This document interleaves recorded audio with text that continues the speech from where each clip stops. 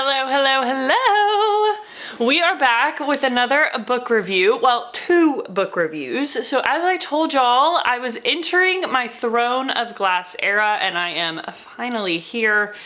Today we are going to talk about Throne of Glass and Crown of Midnight, the first 2 books in the Throne of Glass series by Sarah J. Maas. Now, initially I was going to do a video about the whole series all at once, kind of like I did for ACOTAR, but there's 8 books, and after having read these, there's gonna be way too much to cover. Like, I absolutely cannot talk about all of them as in-depth as I would like to in one video. So we're gonna do 2 books at a time, and I just finished Crown of Midnight, so it's time to talk about these 2. Per usual, spoiler alert, okay? We are going to talk about these books in depth. If you have not read them yet, there will definitely be spoilers involved, so this is your fair warning. If you continue on from here, do not blame me if you hear things that you don't want to hear. Okay? I did put out shorts about both of these books though, and there are not spoilers in those. It's just kind of like a general feeling, how I feel about both of these books, so be sure to check those out. But, alright, so we are going to start by talking about Throne of Glass. This is the very first book in the Throne of Glass series, and I'm just gonna go ahead and say it. I did not love this book. Sorry. Yeah, I didn't love it. I don't know. I think it might have also been because I was coming off of reading ACOTAR, which I just thought was absolutely phenomenal. Honestly, from start to finish, I thought it was so good. And this book just didn't hit for me. It just really didn't. I don't know. There's a couple things about it that I didn't love. Okay, one, it doesn't feel a whole lot like a fantasy book. It kind of just feels like an action book set back in time. So I didn't love that. ACOTAR was so fantasy from the very beginning, and I just absolutely love that. All the magic and the fae and all of that. This didn't really have those elements. Obviously, there's the little tiny hints at magic with the word marks and the rhetoric and all of that, but it's not fantasy heavy, and I was in the mood for fantasy. But it is action heavy, and y'all know I love me an action book, but I will say this as well about the action. The action didn't really hit for me. I don't know, I felt like a lot of the challenges that were supposed to be the action-packed pieces of the book, were kind of glazed over, really, until the end of the book, until, the final challenge with Cain. That was the most action-packed part of the book, and I didn't love that. The action just didn't, it didn't hit for me. You know what I mean? I didn't love it. And also, the 2 men, the male leads in this book, they're not doing it for me.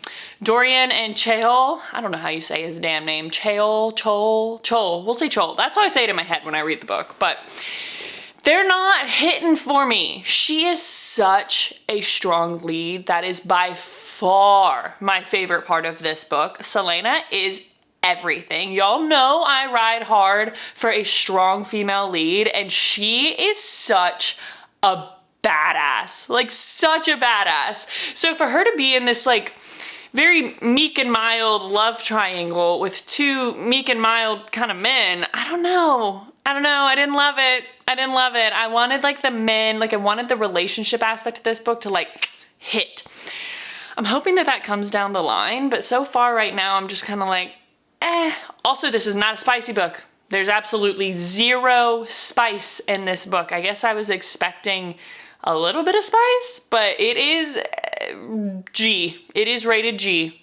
And I was just reading rated X when I was reading ACOTAR. So I think it just kind of threw me for a loop in that department. I wasn't expecting that.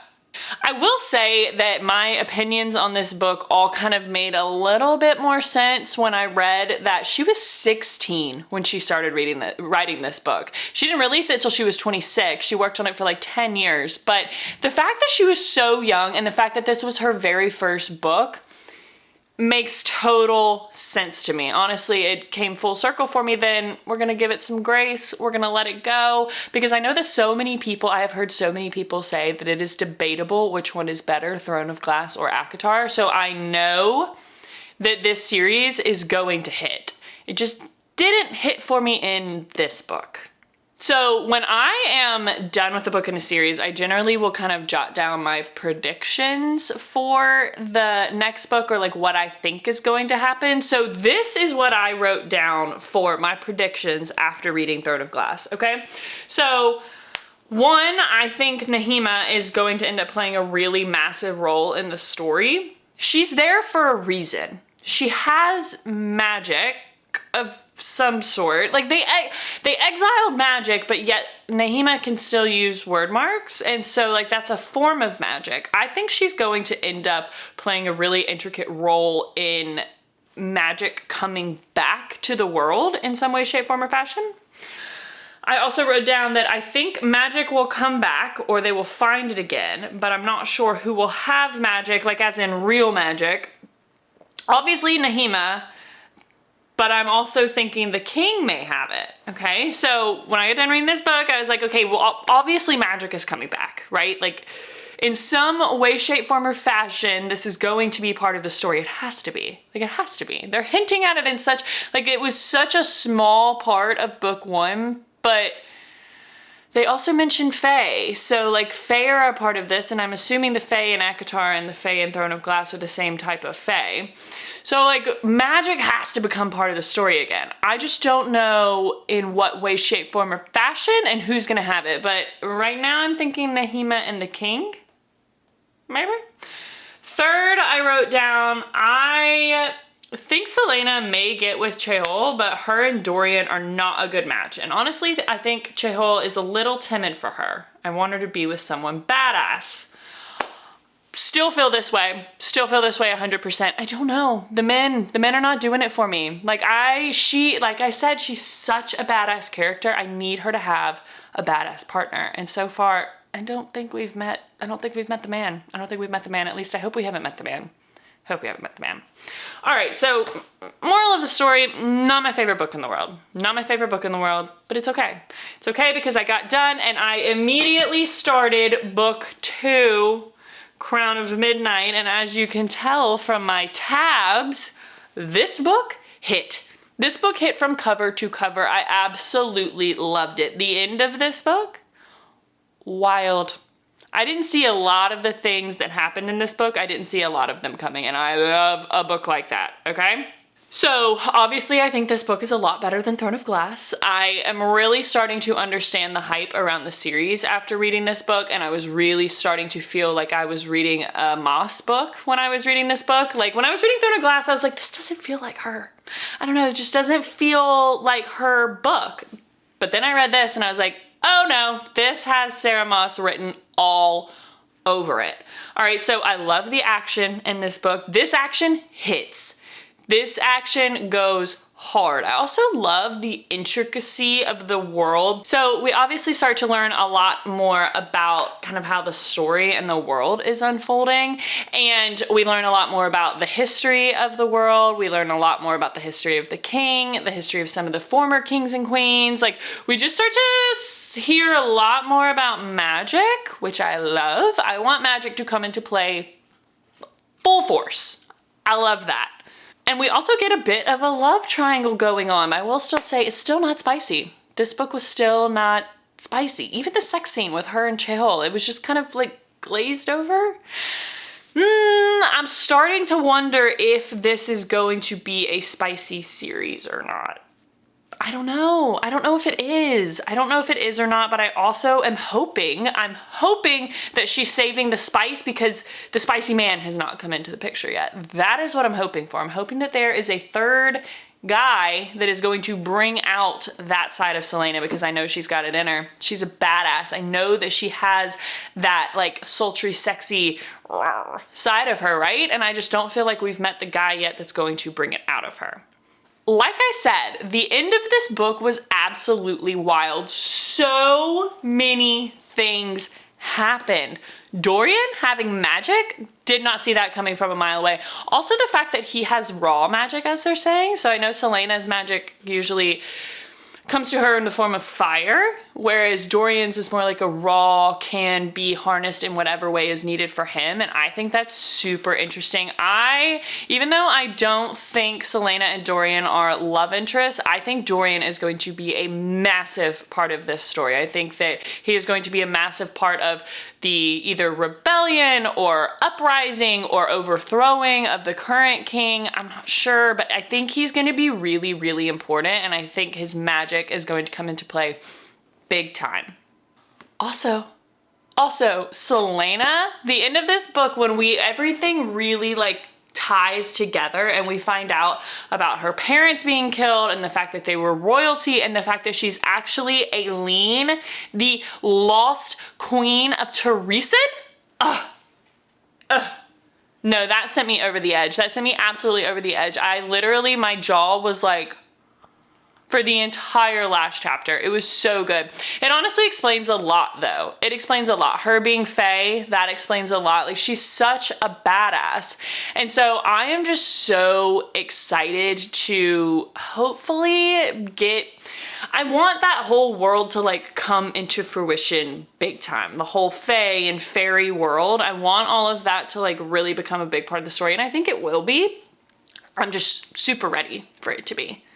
So, and like, Nahima dying was so sad, y'all. Obviously, I think that her death was necessary because it was the catalyst for quite literally everything, but sad nonetheless. I still stand by the fact that she has played like such an integral part in this story. I just am a little sad that we're not going to get her character for like books to come, but that's okay. The action, like I was saying, the action in this book, y'all. So I tab my books up, right? And the dark tabs are like the most important things that I think happen in the book, or like the most badass things that I think happen in the book.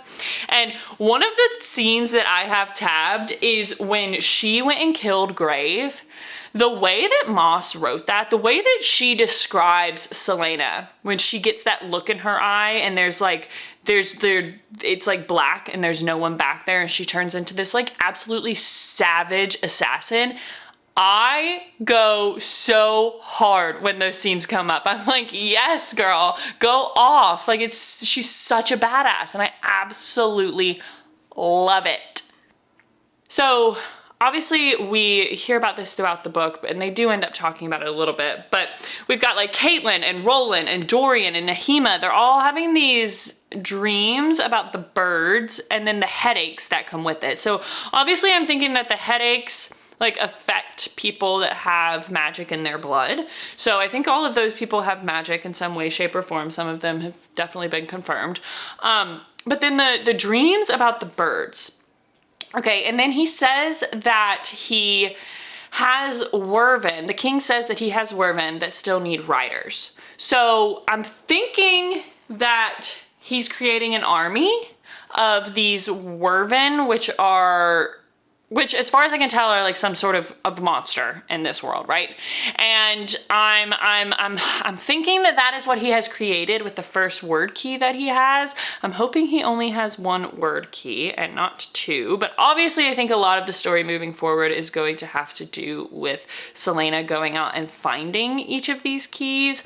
And I'm hoping that maybe Cheol and Dorian are still a part of the story with trying to get the key from the king, maybe, is how they're gonna be tied into the story. I don't know if I see Celaena coming back to Ardalan. At least not back to the castle. I don't know. I don't see it. I feel like she's... I don't know. Such a big prediction. I don't know.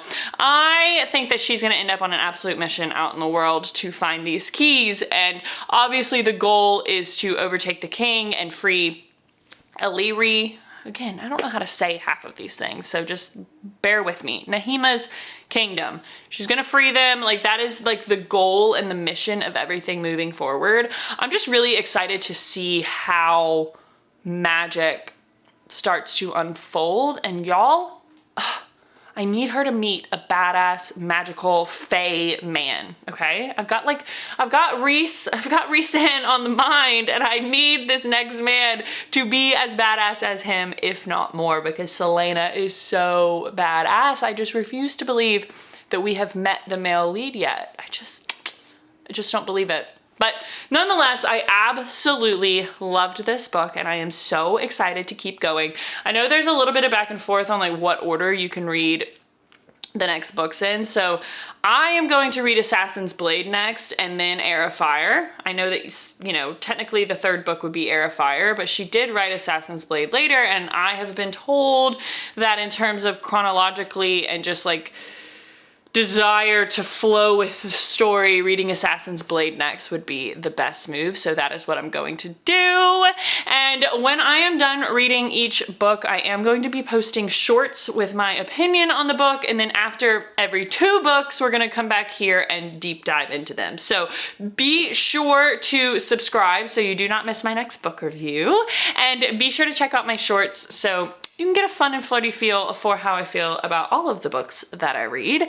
And as always, please be sure to drop me some comments. I love talking to y'all and getting y'all's opinions on the books. It's one of my favorite parts about reading is that 2 people can read the same thing and have completely different opinions and thoughts, and like your mind can go in such different directions. So I want to hear all of y'all's thoughts. Please don't spoil the next books for me though, okay? I haven't read them yet. I have not read the whole series, so don't spoil the series for me, okay? We're just talking about Throne of Glass and Crown of Midnight, okay?